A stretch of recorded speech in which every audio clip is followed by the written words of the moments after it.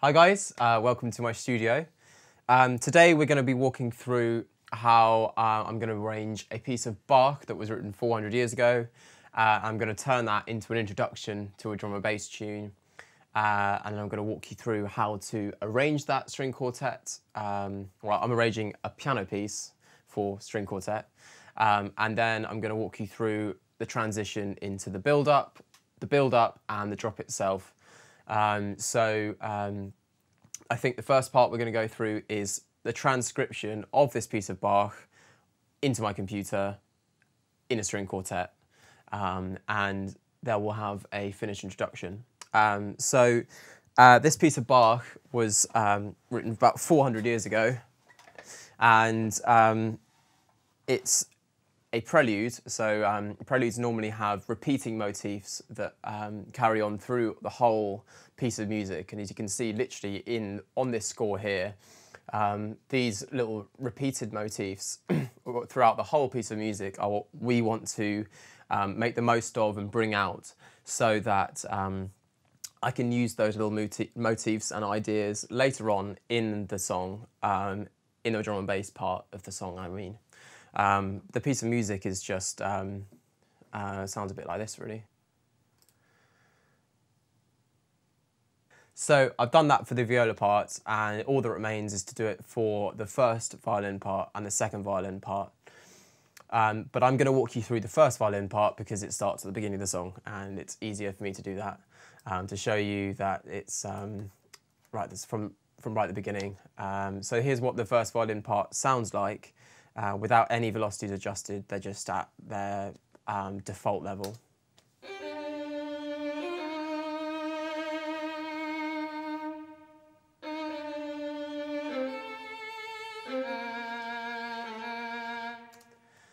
So you can hear there that there are a couple of notes that stick out, especially that highest note of the phrase, this A here. So just like the viola part, I'm going to be going through and looking for shorter notes that I want to emphasise and longer notes that I want to de-emphasise. And the easiest way to do that is just to lower the velocity so it triggers a different type of sample, and higher the velocity for those shorter notes, so again it triggers a different kind of sample. And I'm going to play that for you so you can hear the difference.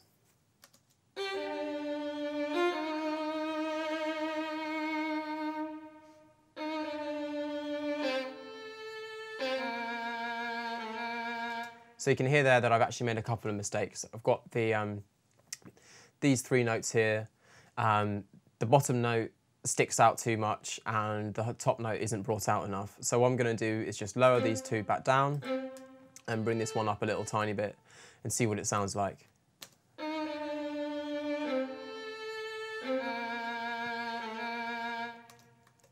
That sounds a lot better, but I think this the second of the lower two notes could just be a little bit lower, just so it doesn't stick out so much.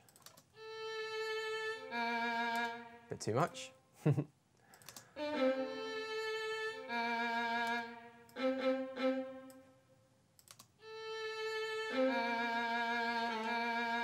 There we go. So next I'm just going to go through and repeat that process for the whole 65 bars. It can be quite time consuming if you really get into the details and the nitty-gritty of it, but the important thing to remember is that it's these details and this time that you put into the song that make the real difference between a mediocre piece of orchestral music and an actual piece of emotive, full of texture, and it's just a piece of music that you would rather listen to, really. And it's these little details that you need to remember that that make the most of the VST instrument as well. It's really easy to get lazy and rely on the samples that you're using, but you can also just make the most of them and make sure that these instruments are playing to their strengths more than they're using their weaknesses. So these first few bars sound a bit like this now. I've changed these velocities about. And then I'm just going to go through and adjust all of those velocities for all of these four parts, and I'm going to play you the final result of that.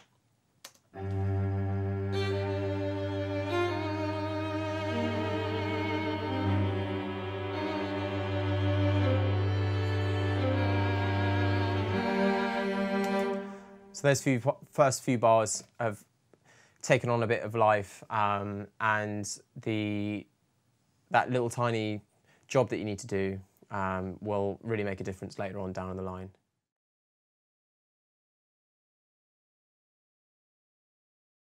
So I've got myself a couple of kick and a snare sample here that I've made earlier. I'm just going to drag and drop them into the project and then copy and paste them through onto their respective channels. So the kick sample here is just going to exactly double the Amen kick. So I'm just copying, pasting them across and layer them up on top of each other. And doing the same again and once more. I'm using Control-D shortcut here on Cubase, which is the duplicate shortcut. It's a really nice, easy way to build up drum breaks. I'm going to send this kick sample here to the kick channel as before and take the volume down a bit, just so they're not too distorting. And then I'm going to do exactly the same thing for the snare drum, and I will play the result for you.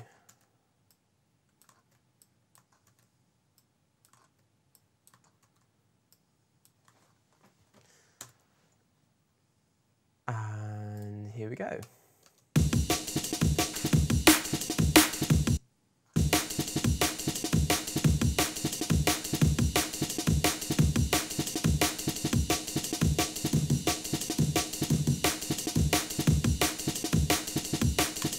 So the reason why I've layered these couple of these hits up is just so I can emphasise the transients on the Amen break. It's such an old sample, and it's been processed and re-recorded and gone through God knows where. It's kind of just lost its punch somewhere down the line, and for a up-to-date drum and bass track these days, you need that punch in the drums to keep the track moving. So I've got a couple of extra samples here. This kick sample has a nice transient at the start and a good punch in the low end. And this snare drum is the same. The snare drum has a long reverb tail, which I've just kept there on my sample hard drive, but I'm just going to shorten the sample and fade it out so you get rid of that. It still maintains its nice wide stereo image for a moment, but I don't want that long tail for now because I want to process the snare drum together and have them in the same reverb space as I did with the string quartet. Also on top here I've just added a little hi-hat loop. And I'm going to layer up a couple more hi-hat loops now just so we can thicken the high end of this break. And then I'm going to go through and talk to you about how I would process each of the kick, snare and percussion buses, and then the drums bus on its own. And we'll eventually end up with a fully processed, polished Amen drum break ready for some music on top. So I've got some hip-hop hi-hat samples here which have a bit of swing to them, which is why I like them so much. I'm just going to select some at random here and see which ones I like the look of, or like the sound of, I should say. Not that one. That one's quite nice.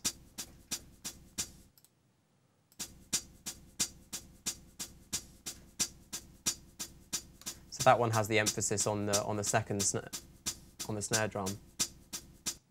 So I'm going to choose that one, stick it on top, and I'm just going to, it's at 90 BPM, so 90 BPM when doubled is 180 BPM, and then I'm just going to select that in there, the tempo, put that in the tempo number here, and select musical mode so it time stretches everything to 175 BPM, which is my project BPM here.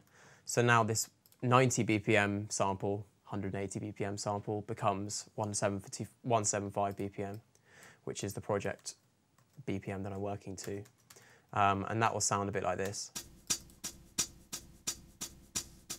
So in terms of algorithms, if you're time stretching a little bit, the Elastic Pro time default setting with Cubase is pretty good. If you're doing kicks and snares and stuff, you kind of want to go for the standard drums algorithm that Cubase has. But generally for time stretching just a little bit, it's not really that important. It's just that the drums one has some more emphasis on the transients. But as this is a hi-hat loop, I'm not really looking to emphasize the transients, I'm just filling out the high end. So I'm just going to keep it as Elastic Pro time here for now. You'll hear that there's a lot of low end rumble in this sound. You can see it here in the spectrum. So I'm just going to high pass that out, so it just becomes a hi-hat loop.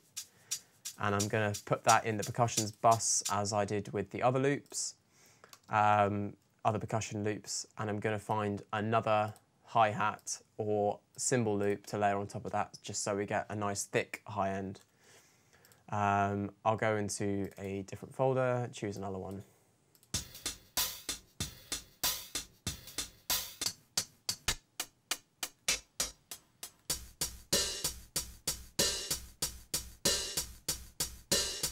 Like that one because it's got an open hi-hat, which is something I haven't got so far in the break. So I'm just going to opt for this one and do exactly the same trick. It's at 95 BPM, double is 190. Select musical mode so it time stretches it. And this time as I'm stretching a little bit further, extra 10 BPM, I'm going to select the drums setting on the algorithm just so the transients are a little clearer. You can hear the difference if I change.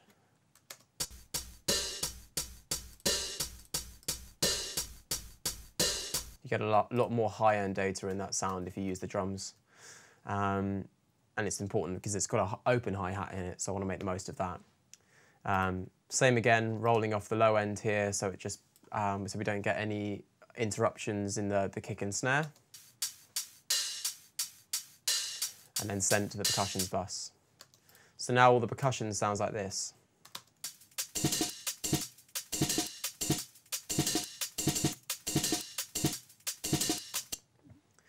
The arm end shuffle here, you can hear it's got some low end in there, which I don't really want to lose, but at the same time it's still a bit loose, and I just want to take the really low end out of that so that the kick and the snare stand in their own.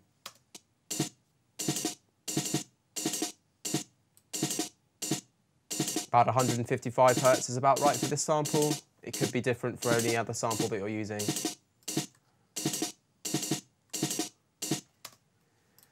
And there we've got a finished percussions bus, a snare bus, and a kick bus. So all the drums at the moment sound like this.